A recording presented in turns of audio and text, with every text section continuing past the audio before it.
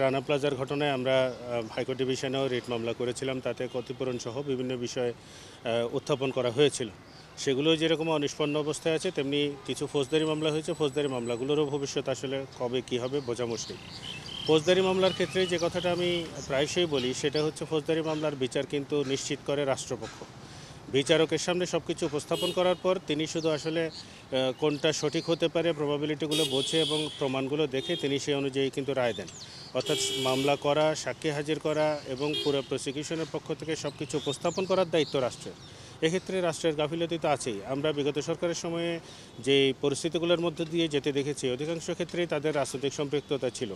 এই যে কোনো গার্মেন্টসের ক্ষেত্রেই ঘটনা ঘটলেই দেখি যে তাদের ক্ষমতাসীন রাজনৈতিক দলের সাথে কোনো না কোনোভাবে সম্পর্কিত, কোনো না কোনো পদে ছিলেন।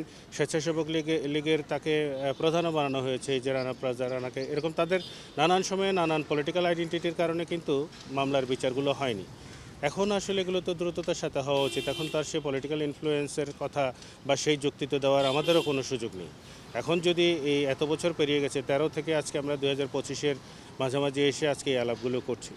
তো এই মামলাগুলো দ্রুততার সাথে নিষ্পত্তি হওয়াটা আমাদের দেশের জন্য প্রয়োজন। আন্তর্জাতিক অঙ্গনেও এগুলো খুব আলোচিত কতগুলো মামলা।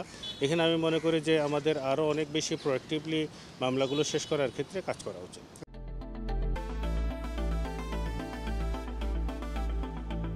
সরকারের কাছে আহ্বান হচ্ছে ফৌজদারি মামলাগুলো দ্রুততার সাথে নিষ্পত্তি করার যেন তারা উদ্যোগ নেন এবং যে সমস্ত ক্ষতিগ্রস্ত পরিবার যাদেরকে ক্ষতিপূরণ এখনও পর্যন্ত দেওয়া হয়নি, প্রধানমন্ত্রীর তহবিলে বেশ কিছু টাকা ছিল সে সময়ে, সেই টাকাগুলো কোথায় গেছে তার কোনো রকমের প্রকাশ্য হিসাব কোথাও কখনোই দেওয়া হয়নি।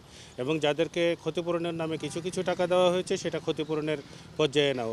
হাইকোর্ট ডিভিশন থেকে একটি কমিটি গঠন করে দেওয়া হয়েছিল, সেখানে সেই কমিটি 17 লক্ষ থেকে 25 লক্ষ টাকা পর্যন্ত ক্ষতিপূরণ দেওয়ার কথা বলেছে যারা নিহত হয়েছে তাদের পরিবারকে।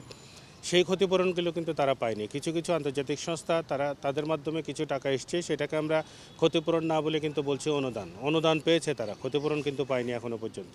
ফলে ক্ষতিপূরণটা সেটেল হওয়াটা খুব জরুরি। আমাদের ইতিপূর্বের বড় বড় যতগুলো ঘটনা ঘটেছে, কোনোটার ক্ষেত্রে আমরা ক্ষতিপূরণ এখনও পর্যন্ত সেটেল করতে পারিনি। শ্রম আইনেও যথাযথ সংশোধন হওয়া প্রয়োজন, যেখানে এরকম বড় ঘটনাগুলোর ক্ষেত্রে, যেখানে প্রাণনাশের মতো ঘটনা ঘটছে, সেখানে 2 লক্ষ 2.5 লক্ষ টাকা দিয়ে যেন কোনো মালিক কিংবা সরকার পক্ষ যেন পার না পায়।